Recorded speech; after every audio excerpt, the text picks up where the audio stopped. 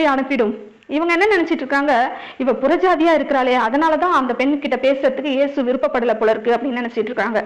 அதனால இயேசு இவங்க சொன்ன உடனே அடுத்து என்ன சொல்றாரு, அப்பதான் பேசுறாரு அவரு. அதுக்கு முன்னாடி வரைக்கும் வாயை திறக்கல, அமைதியா இருந்தாரு. இப்ப என்ன பேசுறாரு இயேசு, காணாமற் போன ஆடுகளாகிய இஸ்ரவேல் வீட்டார் இடத்திற்கு அனுப்பப்பட்டேனே அன்றி மற்றபடி அல்ல என்கிறார். நான் இஸ்ரவேல ஜனங்களை தான் மீட்க வந்தேன், நீ புறஜாதி பெண், உனக்கு நான் உதவி செய்யும்படியா வரல அப்படின்றத போல அவர் சொல்றாரு.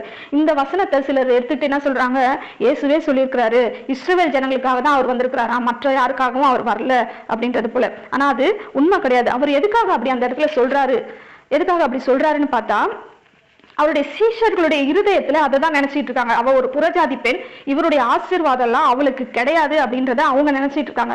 அந்த எண்ணத்தை தான் இவர் வார்த்தையா சொல்றாரே தவிர அவர் இருதயத்துல இருந்து இந்த வார்த்தைகள் வரவே இல்லை. அவங்க சொன்னாங்கல்ல இவளை அனுப்பிடும் சொல்லிட்டு, அதுக்காக தான் அவர் அந்த மாதிரி சொல்றாரு. அவங்க